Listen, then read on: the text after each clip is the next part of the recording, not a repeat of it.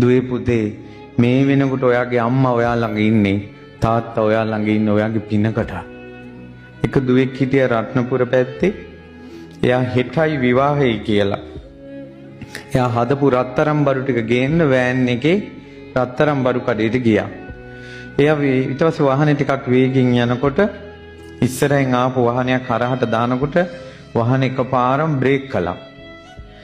එතකොට එයා මැද සීට් එකේ හිටියේ වෑන් එකේ බ්‍රේක් කරනකොටම දොර චුට්ටක් අඩමාන තිබ්බේ දොර වේගෙන් පිටිපස්සට ඇරුණා. වෑන් එකේ. ඒ ඇරෙනවත් එක්කම මෙයා මෙහෙම හරහට වැටුණා. මෙහිට ගැස්සිලා. ගැස්සිලා වැටෙනකොට වේගෙන් පිටිපස්සට ගිය දොර වේගෙන් ඉස්සරහට ආවා. කඳ වෑන් එක ඇතුලේ ඔළුව එළියේ. හිටයි විවාහය කියලා. කසාද බඳින ජීවිතේ කසාද දවසේ මැරිලා තියෙනවා. පොඩි දරුවෝ බඩේ ඉද්දින් මැරෙනවා. චූටි දරු සිඟිත්තෝ මැරෙනවා.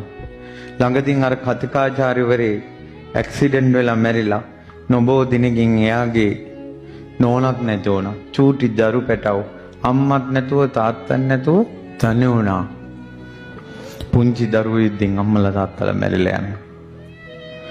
ගහක හැදෙන ගෙඩි වුණත් මල් වුණත් ඕනම වයසක ඕනම වෙලාවක ඒ ගෙඩි මල් වැටෙනවා.